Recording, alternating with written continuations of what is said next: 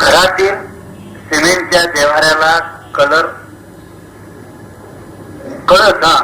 कळस असू नये असे म्हणतात, ते खरे आहे काय?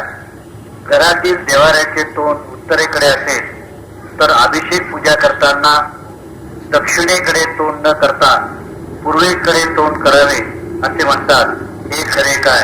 कृपया शंका समाधान व्हावे. सिमेंटच्या देवाऱ्याला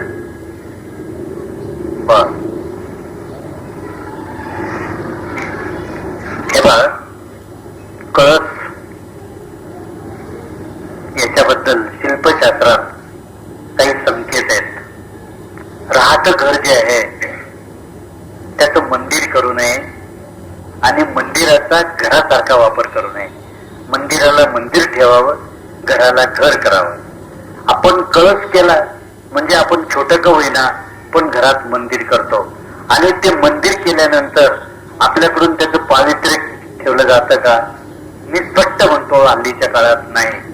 10 बाय 10च्या खोल्या, 1 रूम 1 किचन, 2 रूम 2 किचन, याच्यामध्ये काय पावित्र्य राहणार आहे? तुम्ही विचार करायची गोष्ट आहे.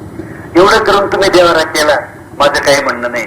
पण शक्यतो आपण असं शिकायचंय आता की आपल्याला जर पावित्र्य घरामध्ये ठेवायचं असेल तर मग ते संबंध मंदिराचे जे नियम आहेत ते फॉलो करावे लागतात, कळस ठेवला म्हणजे. आणि मग तेवढे सगळे आपल्याच्याने होणार नाही. तर मला वाटतं की देवाऱ्याला कळस नसलेला चालेल. ठेवायचं असेल तर ते सगळे नियम पाळावे लागतील. तसे ते नियम फार अवघड आहेत असं नाही. मी फार कट्टर सोळ्यावळा माणूस नाहीये, पण कमीत कमी दिवसातून एकदा तर त्यांच्यावर पाणी घातलं गेलं पाहिजे, त्या देवांवर. आमच्याकडे बरीच मंडळी हिंदू अशी येतात, महिना देवांना आंघोळ नाहीये.